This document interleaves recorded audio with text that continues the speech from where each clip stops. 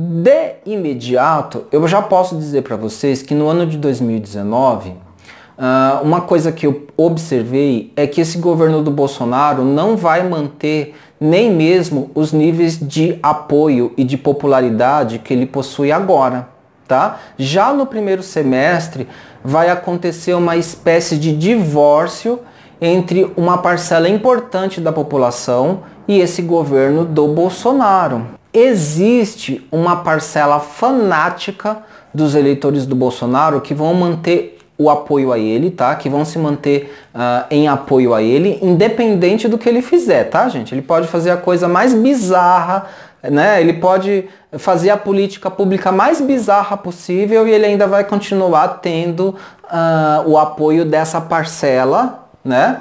E isso aparece nas técnicas de previsão, tá? Essa parcela vai apoiar ele, aconteça o que acontecer. Mas vai ter uma outra parcela que rapidinho vai se desiludir com ele. É a parcela que votou nele achando que ele vai limpar toda a corrupção. É a parcela que votou nele achando que ele vai resolver o problema da segurança, mas não vai, tá? Então, assim, essa parcela vai acordar rapidinho. E também outra coisa que vai ajudar a derrubar esse apoio, tá, dessa parcela da população, é quando perceberem, tá, é quando essa parcela perceber que na verdade o que o Bolsonaro vai estar fazendo realmente é atacando direitos de trabalhadores e também desmontando uma série de políticas públicas que são importantes para as camadas mais populares. Quando isso estiver acontecendo, tá, quando as pessoas, assim, falando bem no popular, quando as pessoas estiverem sentindo no bolso o que esse governo do Bolsonaro vai significar, imediatamente ele vai começar a perder muito apoio e vai se tornar muito impopular. Vai ser um governo bastante impopular já em 2019 e talvez já no primeiro semestre de 2019. O que vai ficar muito visível é que o governo do Bolsonaro é uma continuação do governo Temer e até é uma verticalização, é um aprofundamento do governo Temer, tá? Na verdade, é uma radicalização das medidas do governo Temer. Então, quem votou no Bolsonaro pensando que ia ter um governo diferente do Temer vai se desiludir muito rápido. Então, quem votou no Bolsonaro pensando que ele ia ser um governo diferente do governo Temer, ia romper com o governo Temer, vai se desiludir muito rápido. O governo Temer, quer queira, quer não, representa um modelo de governo neoliberal. É um governo de direita neoliberal, tá? Um governo de direita neoliberal, ele já se caracteriza por uma redução do Estado, tá? Por um certo desmonte de políticas públicas, principalmente políticas públicas assistenciais, voltadas para camadas mais populares da sociedade, para classes mais populares. Então, um governo de direita neoliberal, ele se caracteriza exatamente por uma desconstrução de políticas públicas assistenciais que ajudam camadas sociais mais populares, camadas sociais mais carentes. Tá? Isso é uma característica de um governo neoliberal e que inclusive ataca direitos trabalhistas.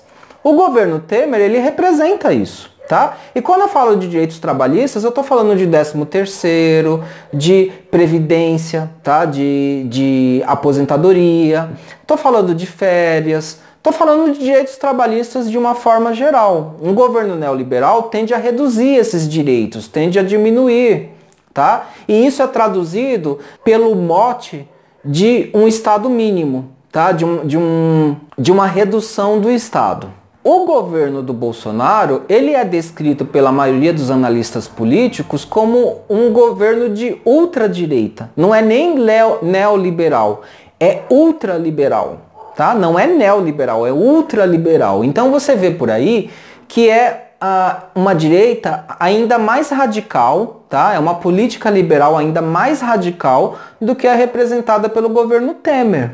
Quem está acompanhando as notícias políticas já deve ter visto que, por exemplo, o governo do Bolsonaro promete, logo de cara, tá? Logo de início, mexer na reforma da Previdência, na reforma das aposentadorias. E a proposta tende a sucatear as aposentadorias, tanto de quem é funcionário público, como de quem é CLT. Eu já vi também propostas, tá? Assim, gente, eu quero deixar bem claro, eu acompanho notícia política todo dia, todos os dias, tá? E ninguém vem aqui me falar que eu só vejo notícia da esquerda, eu vejo notícia da direita também, tá? Eu vejo os comentadores políticos dos dois lados. E eu tô ciente, inclusive, que a maioria das mídias de direita tendem a elogiar o Bolsonaro, né? Com um certo cuidado. Tem algumas mídias que são mais radicais, essas que são mais de ultradireita, de extrema direita, elas tendem a elogiar a política do Bolsonaro. As mídias de uma direita conservadora ou de uma direita mais moderada elogiam, mas com algumas ressalvas, com alguns cuidados. E é claro que as mídias de esquerda fazem o grosso das críticas ao Bolsonaro. Então eu vejo tudo, tá? Mas é inegável, tá? Assim, o governo Bolsonaro já havia falado mesmo em fazer uma reforma da Previdência, das aposentadorias, tá? O próprio Bolsonaro já havia falado em mexer em direitos dos trabalhadores, tá? No sentido de retirar direitos, no sentido de diminuir o alcance de alguns direitos dos trabalhadores. E outra medida que está sendo proposta é mexer na estabilidade dos funcionários públicos, em retirar a estabilidade dos funcionários públicos. E assim, todo esse plano, tá? Ele é compatível com a noção de uma política de Estado mínimo, tá? Com uma política de Estado mínimo. As pessoas não têm muita noção do que é uma política de Estado mínimo em um país como o Brasil, tá? Eu vou ter mais vídeos para explicar isso no futuro. Talvez uma política de Estado mínimo funcione num país que já é desenvolvido, tá? Num país que já é desenvolvido, que as pessoas ganham bons salários, que a economia é sólida, né? Num país que já tem uma série de recursos e por aí vai, talvez num país assim, uma política de Estado mínimo possa funcionar, mas num país como o Brasil, que possui as necessidades que possui, tá? Que possui as demandas que assolam o nosso país, uma política de Estado mínimo tende a ser muito danosa, tá? E isso que eu estou falando consta em análises de vários intelectuais de economia, intelectuais políticos, tá? Isso consta, isso tem referência bibliográfica até tratando sobre isso. O fato é que esse modelo de política, que é o que está previsto para o ano de 2019, vai ser o forte de 2019 e 2020, tá? Já está causando desesperança, medo, tristeza em muitas pessoas, já está. Tá? Esse governo vai começar com essa marca. Eu ouço muita gente já falando em querer sair do país, né?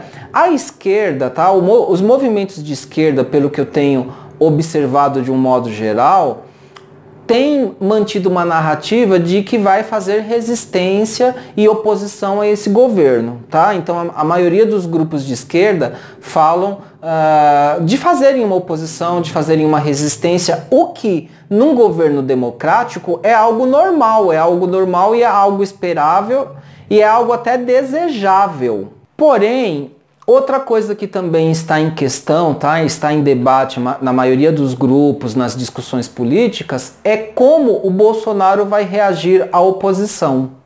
Tá? E tudo está indicando, tá? Tudo está indicando que o Bolsonaro não vai ser o tipo do presidente que vai dialogar com a oposição, vai ser o tipo de presidente que vai liderar de uma forma vertical, de cima para baixo, sem diálogos horizontais. Tá? Sem diálogo, ele vai liderar de cima para baixo, impondo o que ele acha que é o certo ou não.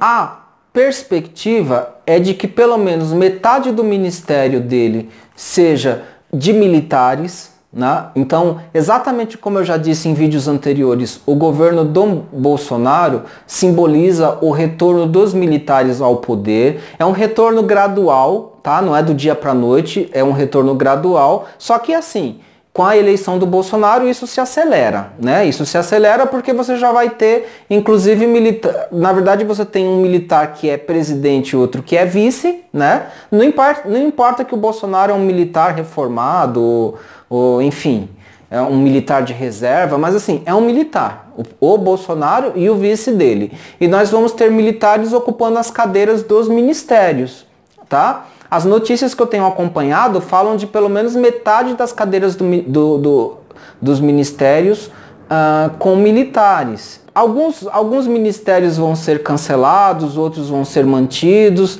mas tem alguns ministérios que, por exemplo, assim, vamos supor, o que eu ouvi falar é que o Ministério de Direitos Humanos vai ter um militar comandando esse ministério.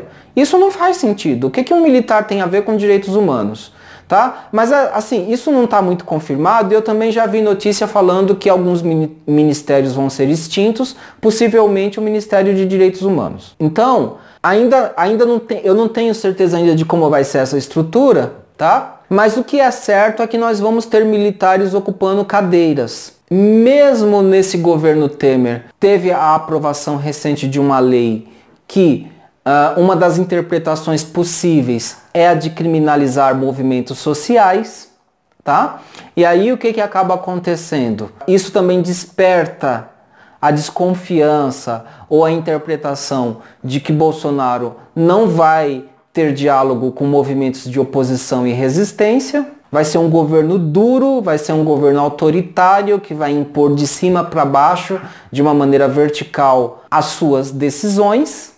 A direita, tá? Os partidos de direita já são majoritários no Senado e no Congresso, mas se os partidos de esquerda na Câmara de Deputados fossem unidos, até que daria uma boa resistência. Porém, o que eu tenho acompanhado nas notícias mostram que a esquerda não está conseguindo nem se acertar e se unir de maneira coesa. Persevera dentro da esquerda, tá? Existe uma parcela da esquerda que é antipetista e que aí ajuda a fragmentar as próprias coligações, a própria coesão da esquerda. A sensação que me dá quando eu vejo notícias desse tipo me dá a entender que a esquerda ainda não entendeu nada. Se é verdade, por um lado, que o PT cometeu falhas, tá? É um partido que cometeu falhas e que merece críticas, até de quem é petista, tá? O PT merece críticas até de quem é petista. Mas uma coisa é a crítica e a autocrítica do partido, outra coisa é o movimento antipetista. O movimento antipetista vem da direita, tem alguns elementos da esquerda que também são antipetistas e isso só ajuda a fragmentar. Né? Só ajuda a fragmentar a força progressista de uma forma geral. Então, de uma certa maneira, o Bolsonaro vai estar com a faca e o queijo na mão para fazer o que bem quiser em 2019. Porém, isso vai gerar uma impopularidade, principalmente quando ele começar a mexer em direitos de trabalhadores, sucatear políticas públicas estratégicas para as comunidades mais carentes. Quando isso começar a acontecer, a popularidade do Bolsonaro vai cair muito. Infelizmente, todos nós vamos ser impactados de alguma forma negativa, tá? A previsão é essa. Quem é funcionário público vai ser impactado, quem é funcionário de CLT vai ser impactado, a população de classes mais populares, que é a maioria da população, tá? As pessoas carentes, as pessoas de classes mais baixas, elas constituem a maioria da população brasileira, vão ser impactadas, todos impactados de forma negativa. Quem talvez não seja impactado e até seja beneficiado são as elites, tá? Classe média alta, autônomos de classe média alta, num primeiro momento vão ser beneficiados. A longo prazo, o comércio de classe média alta, tá? Não os ricos, tá? Não a elite rica, mas o comércio da classe média alta, tá? Da burguesia de classe média alta, vai ser impactada negativamente também. Porque simplesmente, tá? Vamos imaginar um cabeleireiro de um bairro razoavelmente bom, tá? De um bairro de classe média alta, tá? O que vai começar a acontecer é que a renda das pessoas vai baixar, Então, assim, quem é comerciante que vai ser beneficiado num primeiro momento, mas não está nem aí para quem é trabalhador de CLT, para quem é trabalhador de carteira assinada, né, ou para quem é trabalhador funcionário público, tá? Esse comerciante que não está nem aí para esse pessoal vai começar a perder clientes, tá? Porque a população vai ficar com uma renda mais baixa, tá? Isso também vai acontecer. O previsto é a população, de um modo geral, ter um decréscimo na renda. Então, vai ter uma parcela estratégica e importante da classe média alta que vai ser afetada também. E aí, a gente começa a entender como que vai ser um ano de Marte, né? Um ano de 2019, um ano de Marte num subciclo de Saturno, tá? Dentro de um ciclo maior de Saturno. Então, esse ano de Marte vai ser extremamente belicoso, vai ser um ano bélico, vai ser um ano hostil.